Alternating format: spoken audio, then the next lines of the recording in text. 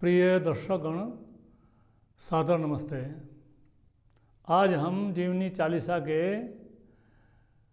13वें पात्र पर, और इसमें भी हमने 2 पात्र लिए हैं, चरक और सुश्रुत। इनकी जीवनी पर विचार करेंगे। इनके संबंध में, इनकी कालगणना के संबंध में कुछ निश्चित नहीं है। बताते हैं कि महर्षि जो चरक हैं वो ईसा से 300 ईस्वी पूर्व, यानी लगभग 2300 ईस्वी पूर्व वो उन्होंने जन्म लिया और वो रहे, और वो फादर ऑफ मेडिसिन माने जाते हैं। हम नहीं, पूरी दुनिया के लोग मानते हैं। लगभग 1100 के लगभग उन्होंने दवाइयाँ बताई। 300-400 मर्जों का उन्होंने इलाज की बात की, और दुनिया भर के लोग, आज जो दवाइयाँ चलती पहले कहीं नहीं थी, सबसे पहली पैथी है ये। और अथर्ववेद के जो सिद्धांत हैं आयुर्वेद के, चूँकि आयुर्वेद वेद का ही एक अंग है और ये अथर्ववेद से लिया गया है। जो महर्षि चरक बहुत बड़े ऋषि हुए हैं, उनकी रचना भी थोड़ी बहुत मिलती है, उसी में से पंच सिद्धांत है, उसमें से ही ये बात मैं बता रहा हूँ, और उसका भी पूरा नहीं है, थोड़े अल्प मात्रा में मिलती है। इनसे मिलता जुलता ही काम सुश्रुत ने किया है। वो बताते हैं इनसे भी 300 साल पहले पैदा हुए हैं, और वो फादर ऑफ सर्जरी माने जाते हैं। भारत में नहीं, पूरी दुनिया के लोग मानते हैं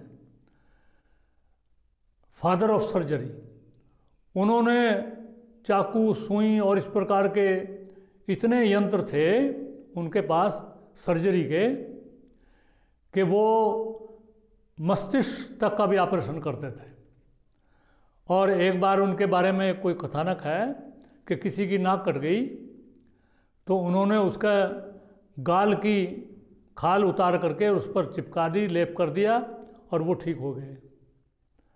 इस प्रकार से हमें ये समझना चाहिए कि भारत में केवल अध्यात्म ही नहीं था, कि केवल यहाँ योगी था, यहाँ पर विज्ञान भी था। पिछले जीवनी चालीसा में वराहमिहिर आर्यभट्ट के संबंध में बताया था, यद्यपि और भी भास्कराचार्य, लीलावती आदि और भी दूसरे इस प्रकार के वैज्ञानिक हुए हैं, लेकिन 2 ही के बारे में बताया था। आज मेडिकल साइंस के संबंध में बताया, और ये मेडिकल साइंस में जो मेडिसिन का फादर हैं और जो सर्जरी के फादर हैं, दोनों भारत में हुए। उस समय दुनिया में कोई पैथी नहीं थी। ये पैथी सारी अभी 200 साल पहले आई हैं सारी, ये एलोपैथी भी और ये होम्योपैथी भी। तो ये आयुर्वेद ही सारा मेडिकल साइंस का, सर्जरी का आधार है, और बस हमारा आधार तो वो आधार ही बन के रह गया। हमने उसको आगे नहीं बढ़ाया, इसलिए हम पीछे रह गए। तो हमें इन ऐसे महापुरुषों को, महर्षि चरक, महर्षि सुश्रुत से प्रेरणा लेकर के और अपनी जो प्रतिभा है उसको आगे इस तरफ लगाना चाहिए, और दुनिया में जो होड़ चल रही है उसमें साथ लग करके हमने भारत का जो कद है वो ऊंचा करना चाहिए। इतना ही दोनों महापुरुषों के बारे में बताना पर्याप्त है। इति ओम शम नमस्ते।